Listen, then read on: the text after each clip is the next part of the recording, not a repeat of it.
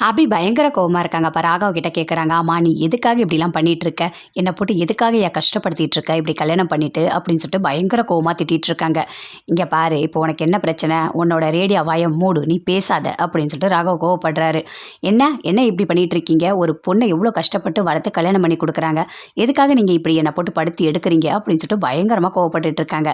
"இங்க பாரு, இன்னும் ஒரு 8.5 மாசம் தான் நீ பேசணும். அதுக்கப்புறம் நீ வாயே திறக்கக்கூடாது, புரியுதா?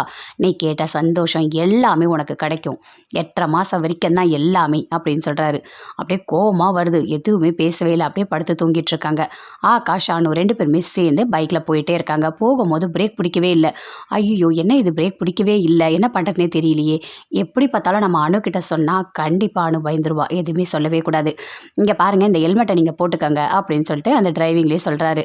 "என்ன என்ன எதுக்காக நீங்க போட சொல்றீங்க? நீங்க தான் போடணும்" அப்படின்னு சொல்றாங்க அனு. "இல்லை இல்லை, அதுக்காக நான் சொல்லலை.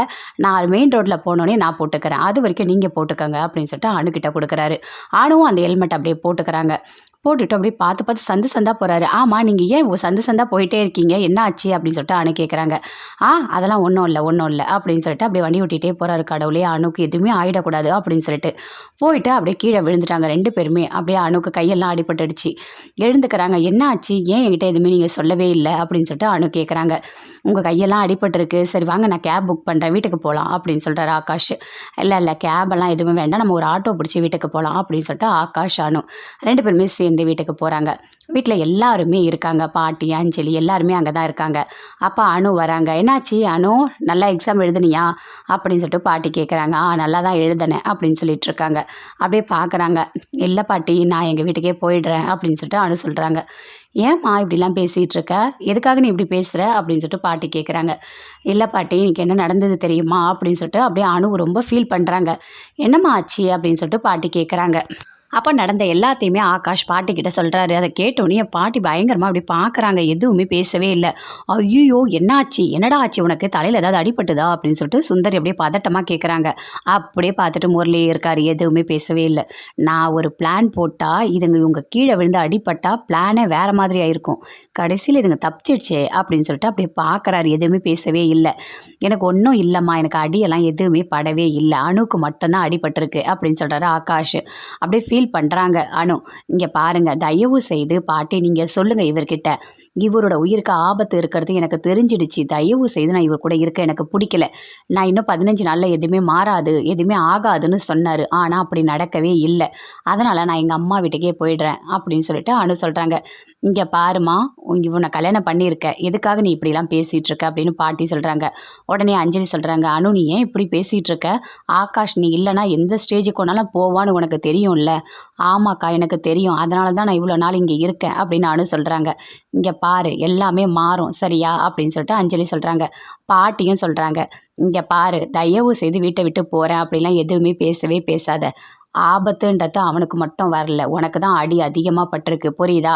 இதெல்லாம் போட்டு நீ குழப்பிக்கிட்டு இருக்காத. இது எல்லாமே நமக்கு நல்லதாக நடக்கும். நீ கூட்டிகிட்டு போ, அணுவை கூட்டிகிட்டு போய் மருந்து போடு போ" அப்படின்னு சொல்லிட்டு பாட்டி சொல்கிறாங்க. அங்கேருந்து ஆகாஷ் அணு உள்ளே கூட்டிகிட்டு போகிறாரு. "இல்லை, எனக்கு பயமாக இருக்குது" அப்படின்னு சொல்லிட்டு சுந்தரி சொல்கிறாங்க. "இங்கே பாரு சுந்தரி, ஏற்கனவே அணு பயந்து போயிருக்கா.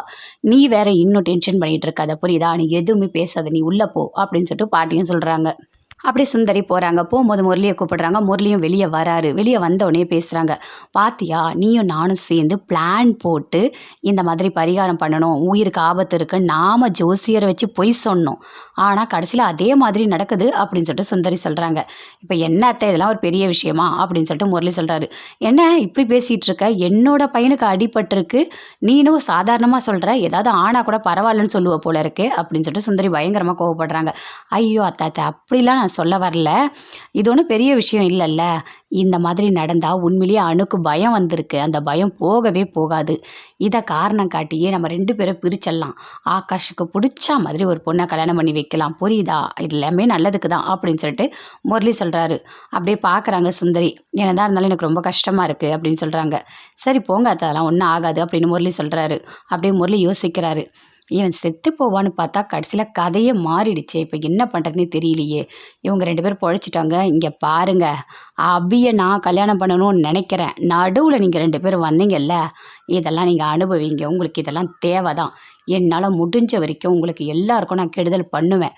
எனக்கு தேவை அபி, வேறு யாருமே கிடையாது அப்படின்னு சொல்லிட்டு பயங்கர கோவமா யோசிச்சுட்டு இருக்காரு. அஞ்சலி பாட்டி எல்லாருமே ஹாலில் இருக்காங்க. அபி வந்து டேப்லெட் கொடுக்குறாங்க அஞ்சலிக்கு. அவங்களும் வாங்கி போடுறாங்க. அதுக்குள்ளே வந்துட்டாரு ராகவ். அப்படி தட்டி விடுறாரு. நீ எதுக்காக டேப்லெட் கொடுக்குற? நீலாம் கொடுக்கக்கூடாது. எங்கள் அக்காவை நான் பார்த்துக்கிறேன் அப்படின்னு சொல்லிட்டு ராகவ் பயங்கரமாக கத்துறாரு. பாட்டி பார்க்குறாங்க. ஏன்டா இப்படிலாம் பண்ணிட்டு இருக்க அப்படின்னு சொல்லிட்டு திட்டுறாங்க. இங்கே பாரு, நீ எதுவுமே பண்ணக்கூடாது அப்படின்னு சொல்லிட்டு கோவப்படுறாரு ராகவ்.